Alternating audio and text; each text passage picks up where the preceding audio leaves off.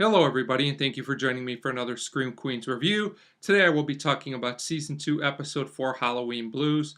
And as always, this review will contain some spoilers.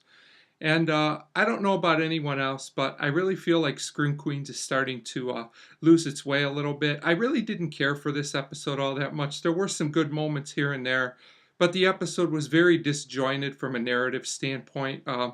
A lot of filler scenes, in my opinion, and just a lot of stuff that really didn't work. It really seems like the show's trying a little bit too hard. But there were a few amusing things mixed in there. So we started where we ended, like usual, with Chad's murder. And Chanel Oberlin's not happy, as you could imagine. She loses it.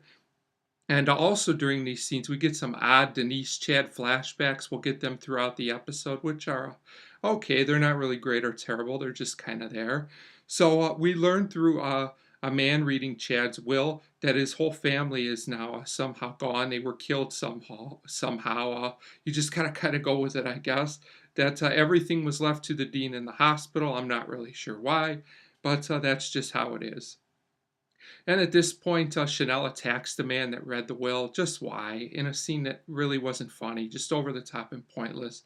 And then we get an even more unfunny scene, in my opinion, where Chanel narrates just these scenes that I don't even know what the point of them were. They're just pretty much filler. That's all I can really say about them. Then we do get a funny scene where Chanel turns blue. This was kind of amusing. I thought it was funny that Chanel number 3 kind of liked it, and number 5 kind of messes with her about it, which is significant to the episode. And she wants Dr. Brock to fix it because she thinks that he causes it. So, at this point, Denise has a random run in with the killer, which will be significant later in the episode. And then we also see that Hester was the attacker, and she's using this costume that supposedly is Chanel number 5's costume. So once again, Chanel number 5 gets accused of everything, which is becoming kind of a boring plot device, to be honest. So things do pick up in the second half of the episode. We get the Halloween party, and everybody's costume is amusing. I thought that was funny.